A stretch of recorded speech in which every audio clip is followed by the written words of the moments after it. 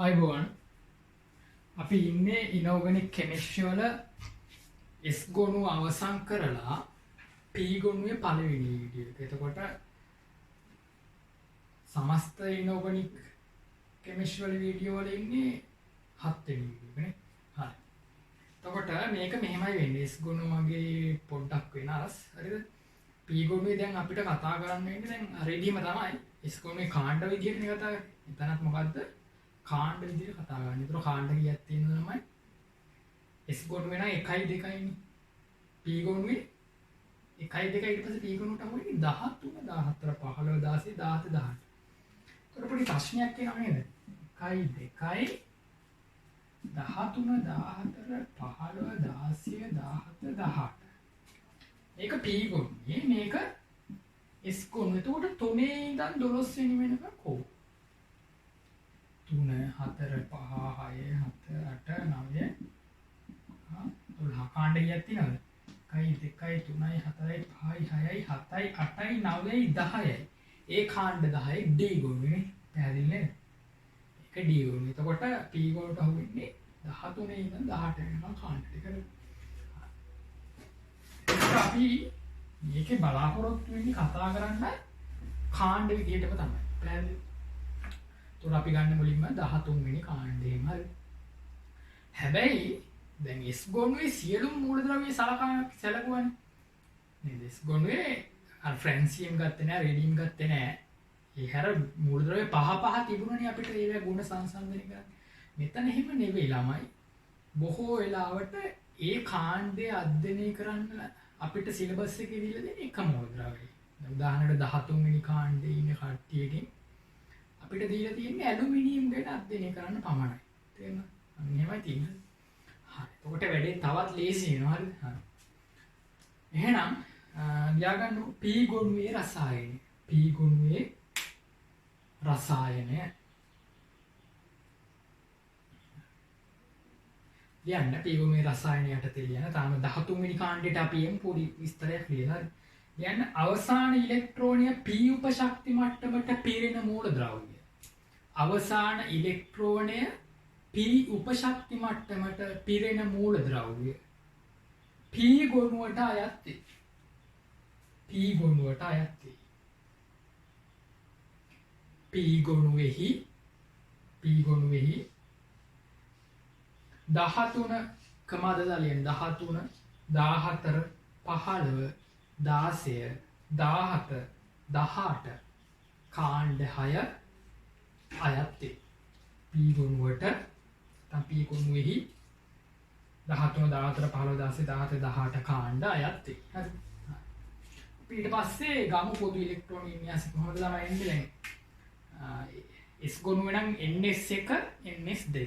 මෙතන මොකක්ද? NS2 P1 NS2 P2 NS2 P3.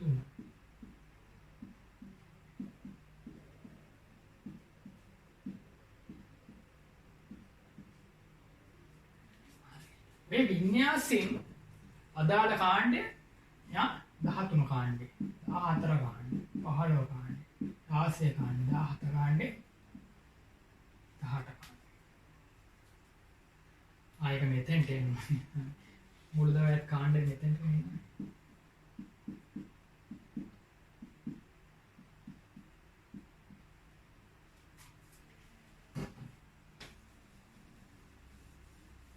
එතන තියෙන්නේ අවසන් ශක්ති මට්ටමේ ඉලෙක්ට්‍රෝන ගන්න. ඒකට අවසන් ශක්ති මට්ටම අවසන් උප නෙවෙයි.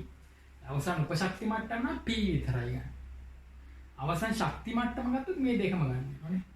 මොකද S N කියන්නේ මේ ශක්ති මට්ටම N වෙනි ශක්ති මට්ටම කියලා කියන්නේ. එතකොට ඉලෙක්ට්‍රෝන කීයක් තියෙනවද මෙතන? 3ක් තියෙනවා. 4ක් තියෙනවා. 5ක් තියෙනවා. 7ක් තියෙනවා. 8ක් තියෙනවා. දැන් බැලුවා මම මෙතන ලියුවොත් අවසාන උපශක්ති මට්ටමේ කියලා මෙතෙන්ට එන්නේ මොකද්ද? P විතරයි. එතකොට 1 2 3 4 5 6 කියලා හිටින්නේ. හරි. දැන් ඔක ඇඳගන්න. මේ වගුව ඇඳගන්න.